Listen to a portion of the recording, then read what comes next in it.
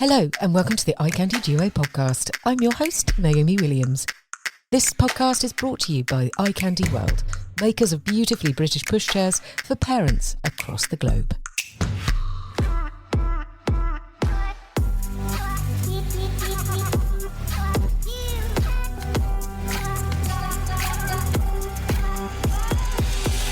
We're delighted to be joined on the iCandy Duo podcast by Brooke Kinsella MBE. Actress, author and anti-knife crime campaigner, Brooke recently welcomed her baby girl and chats to us about how life has changed since Elsie's arrival and how she's balancing motherhood with her many other roles. Hi, Naomi. Hello, Brooke. How are you? I'm very well, thank you. How are you doing? Yeah, no, good. Thank you. Adjusting to lockdown number 2. Oh, first full week of lockdown 2.0. I'm going stir crazy already. I've just actually been out for my daily walk and I'm like, right, okay, what else am I going to do for the rest of the day? Yeah. Oh, no, completely. You think after about 7 months of the first lockdown would be old timers at this by now, but it's still Absolutely. And, and I do have a small human now to look after as well. So she does keep me a little bit busy. So I shouldn't complain too much. Oh yeah, congratulations on the arrival of gorgeous Elsie. Thank you so much. She's 7 weeks today, which is just crazy. It feels like she's been here forever, and then at times I can't believe that it's been 7 weeks.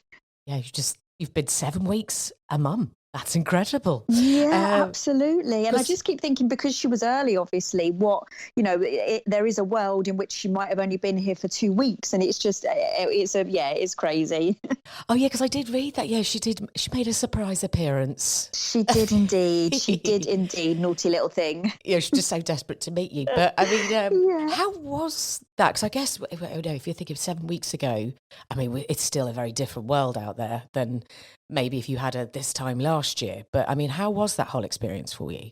Oh, it's been the most surreal year, I must say. I mean, it's been a tough year for everybody. And if it wasn't for Elsie, I'd definitely be wanting my money back for 2020. But at the same time, obviously, it's given me the most precious gift. So I can't be too mad at it. So it's, it's been lovely to have something. I found out very early on in January, and it was just lovely to have some light at the end of what has been a dark year for all of us. But at the same time, it was a very surreal time to be pregnant, and it was my first time being pregnant. So although I don't have much to compare it to, there was certainly times when it was really tough, and I kind of, wish I'd got there's no normal pregnancy, is there? But I certainly kind of felt like I missed out on some things also. No, I bet. I mean, we've worked actually over the whole course of lockdown, various different companies, and one particular is the Positive Birth Company. They sort of specialise in hypnobirthing. And yes, I did their course, and loved it. Oh, fantastic! Because I was actually going to say, because from having a conversation with them, they've seen like their forum side completely skyrocket. So, did you find any kind of platforms like that you've really been able to kind of connect with?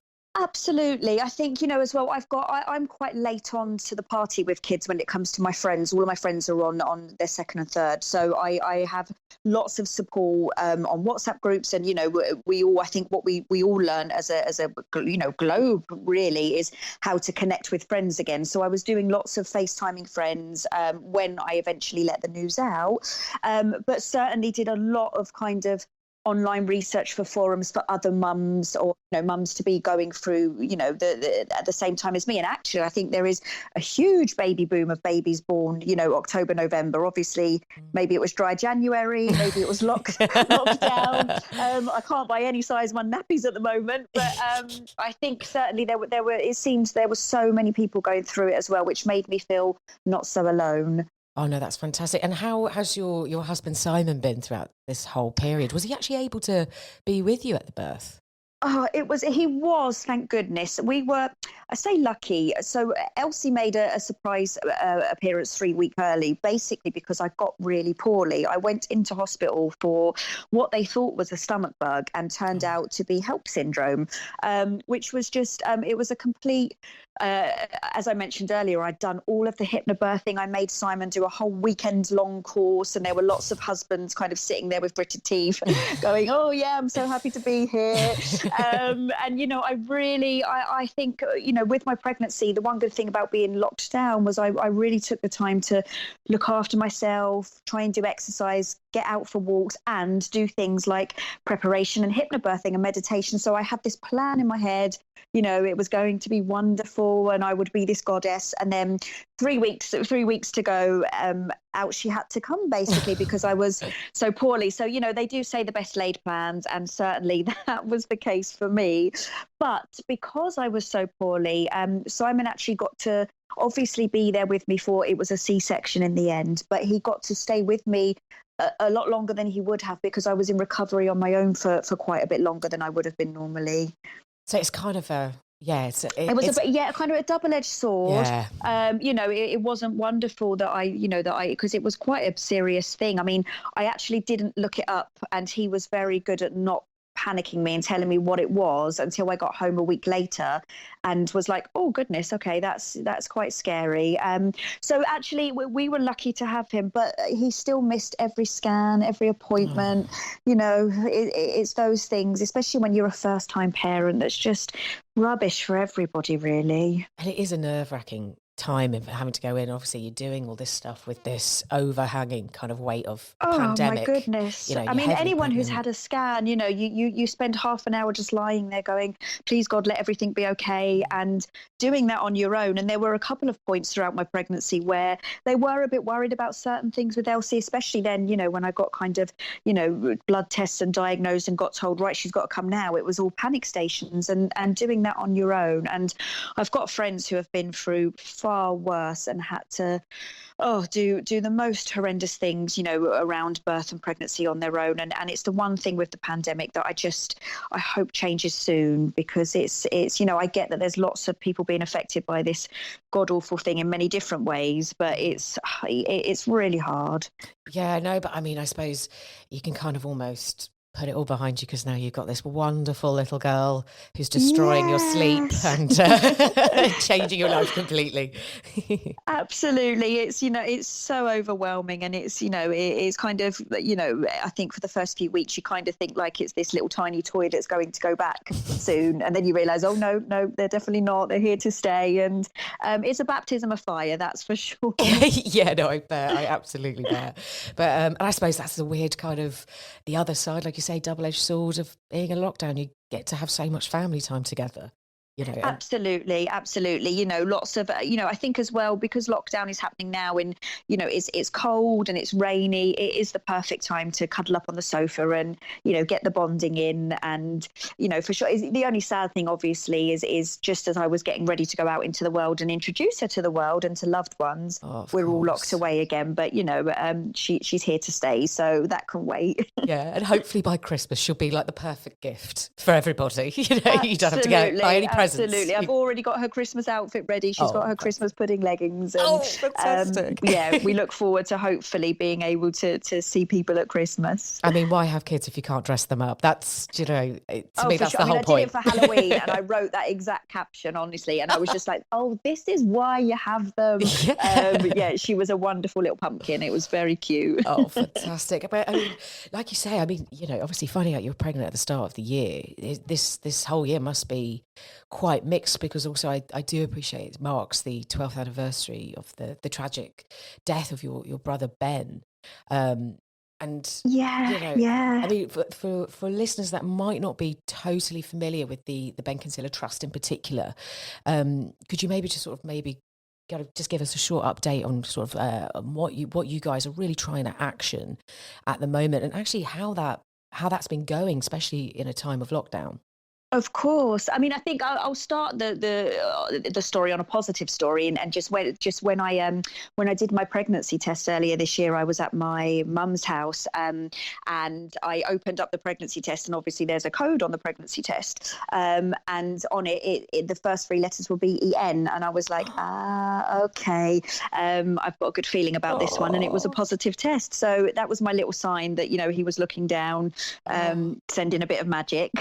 Yeah, Do you know, I mean, people could say that's a coincidence, but I'm with you. And I'm sure, look, you can definitely, I'm sure there's millions of them out there that have that code on it. But, for me to get that one at that time, I think it's just meant so much. And obviously I've kept that, and it will be a little story to tell Elsie when she's a bit bigger, and obviously to tell her about her Uncle Ben, who we sadly lost 12 years ago when he was 16 years old to knife crime. And I think, the short of it is he went out one night and he just sadly never came home again. And it's the most, you can't quite put it into words really of what it does to a family. And I think especially for me now that I'm a parent, it's, it brings up a lot of feelings because, I have this wonderful little thing now that will never get to meet, her uncle. And that, that's really tough. I have my moments where, I get quite emotional because he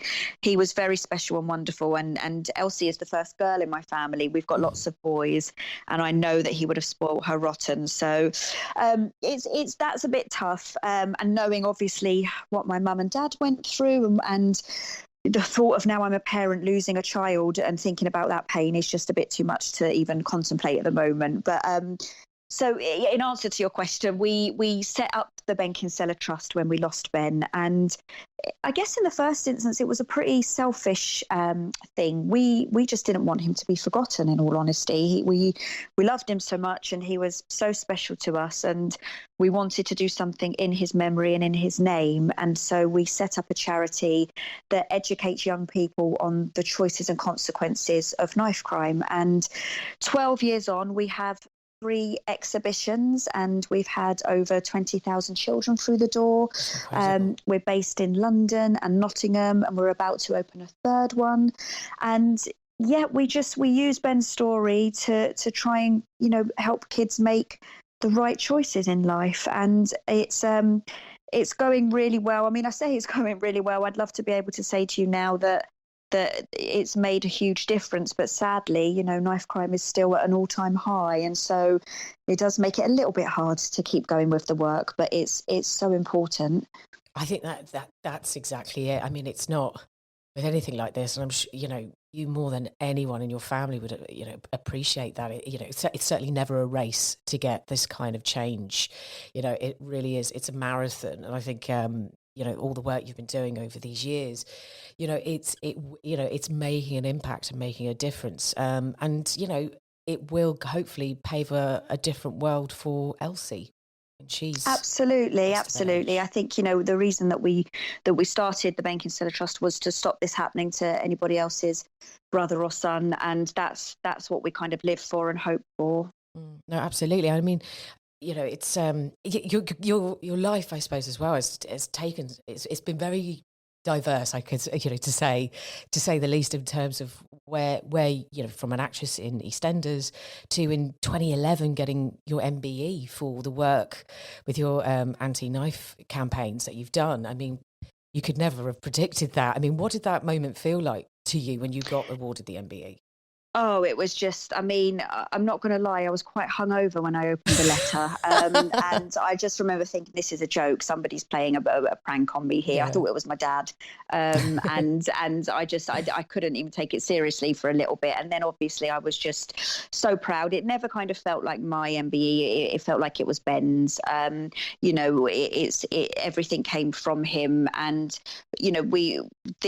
our work has come about because the nation took Ben to their hearts, and the support of the public has just been incredible over the years, and we couldn't have done it without everybody making donations and supporting us. So it's kind of not my MBE, it's all of the families that have fought this battle longer than we have and as long as we have. So it was a wonderful day at the palace. I took my little nan and my mum and dad, and my little nan complained the whole time that she couldn't get a cup of tea.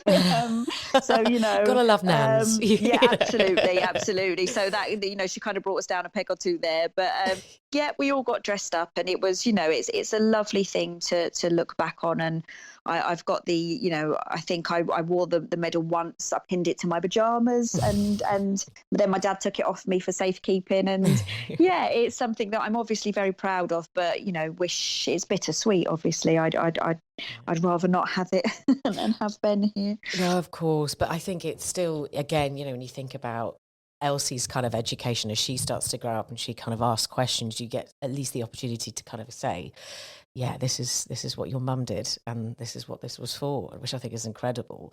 Being able to kind of pass that on to her. Because also, I mean, like you said, you've been doing like a number of exhibitions, and you work with a huge volume of schools, but you did some work. You kind of went back to the crew at EastEnders and actually kind of was a consultant with one of their storylines as well. How did that feel? Because obviously that's kind of the merging of kind of two different worlds, but also then seeing it being acted out. Like how did that affect you personally? It was wonderful to be asked. I was very honoured. It was obviously very tough. It brings up a lot of feelings again and emotions. It was something that I thought was very important to address, and I was really happy that EastEnders were tackling that issue, and also that they wanted to get it, authentic, and to use somebody who had been through that experience to make sure they got it right. And again, I wasn't the only person involved. There were other families, and they did an incredible thing at the end of that storyline where they used real life family, people who had been through this. And my dad was one of those. And it was, it gives me goosebumps now thinking about it. And it was beautifully done, heartbreaking and powerful. So I was really proud to be a part of that, and I hope that we did it justice and sensitively. But it did at the same time. Just you remember why you're being asked to do these things, and there were a lot of things that I suggested to them that were personal to my story and Ben's story. So some kind of good things and some not so good things. So to see them kind of, acted out as well was tough.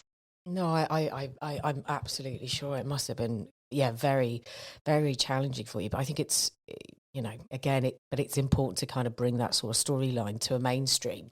So people are kind of being educated in different ways of its impact, not having to go through what your family went through to understand. Absolutely. And I think as well, it's important.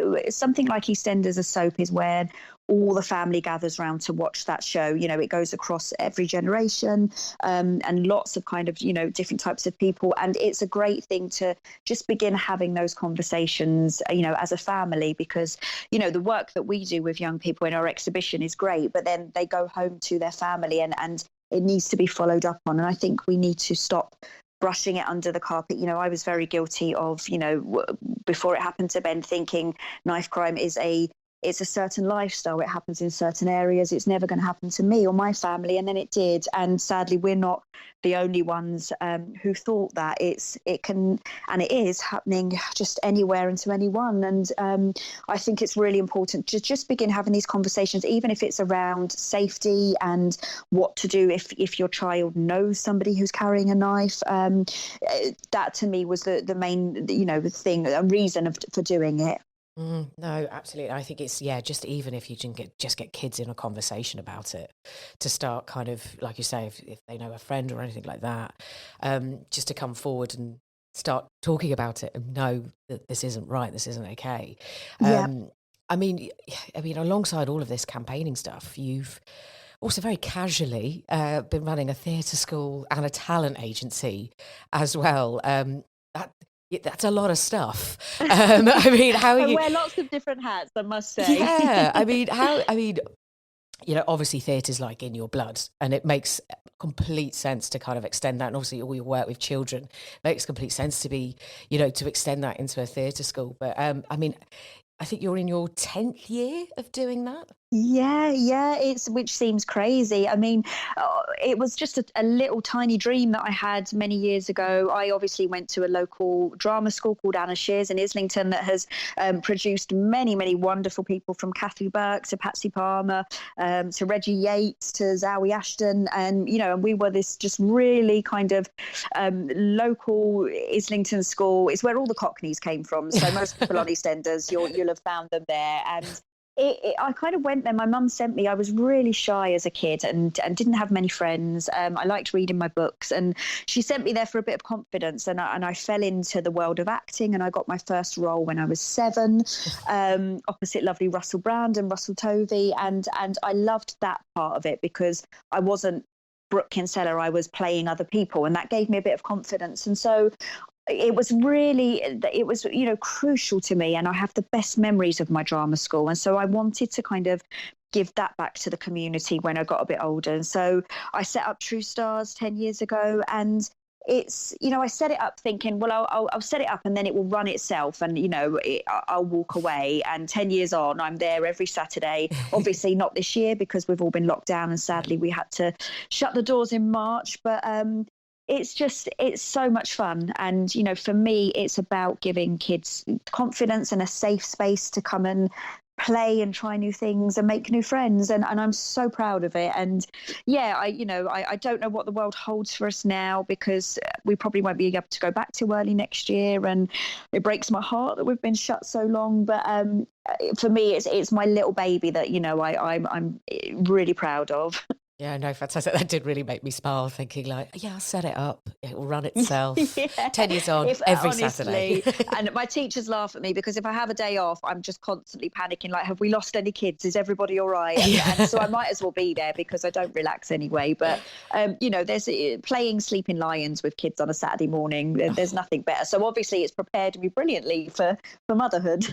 No, absolutely. I have to say, I used to go to a little theatre school actually when I was younger, and I was exactly the same. I was quite a shy kid, and I think in a weird way, if you'd asked me, do you want to do this, I'd probably be like, oh God, no, like I want to hide away.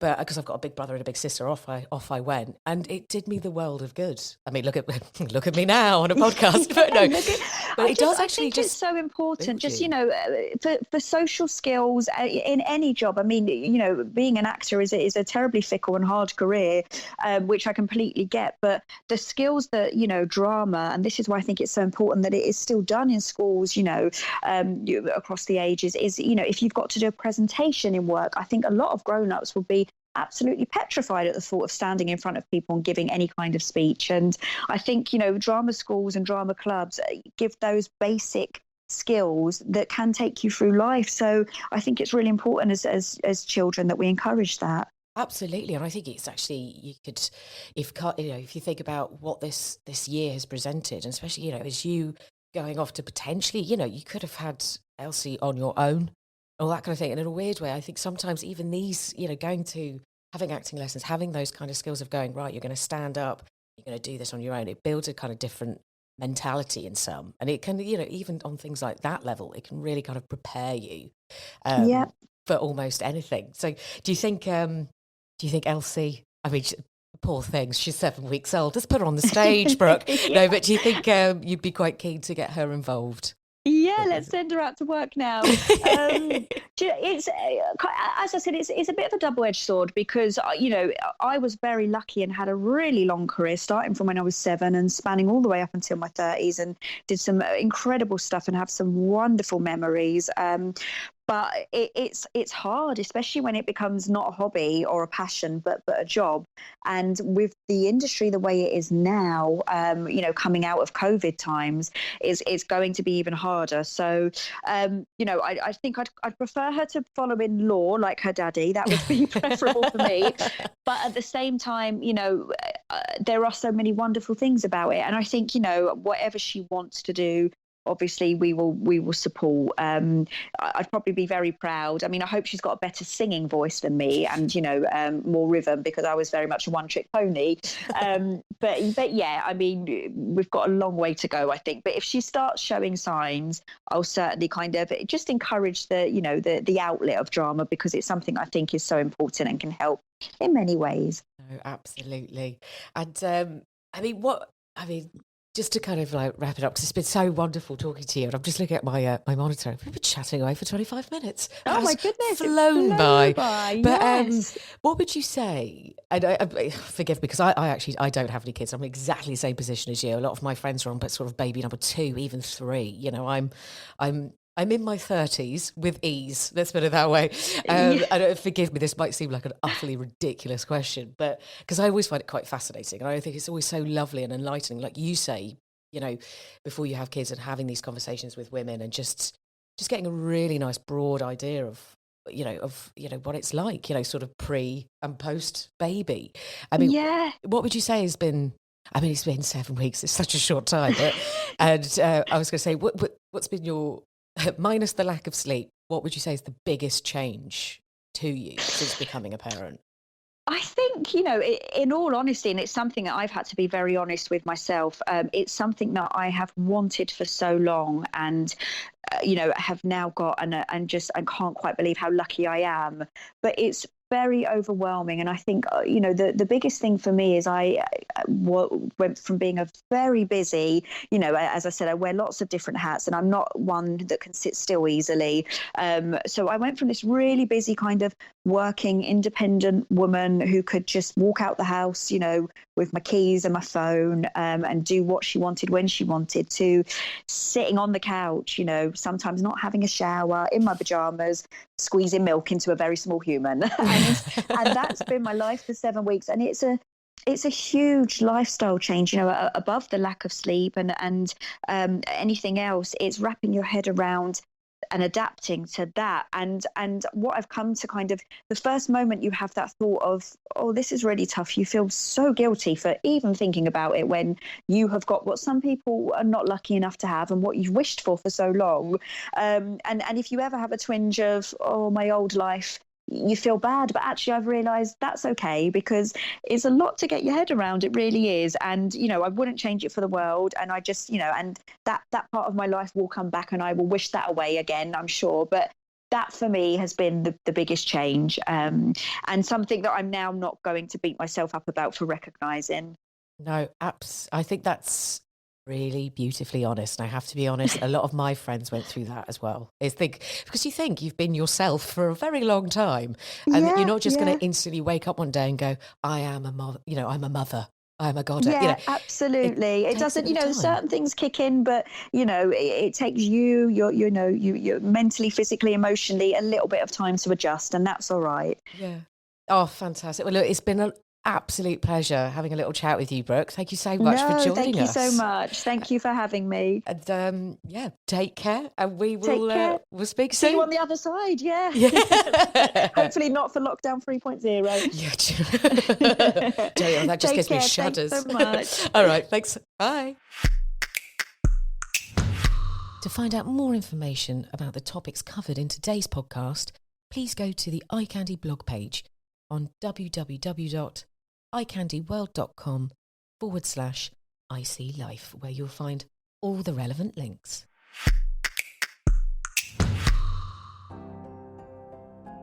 iCandy is a proud supporter of Great Ormond Street Children's Hospital charity. COVID-19 means the hospital is facing new challenges and needs more support than ever to continue the life-changing care and research for seriously ill children. If you are able to support GOSH, please head to our dedicated fundraising page on www.justgiving.com/company/iCandy.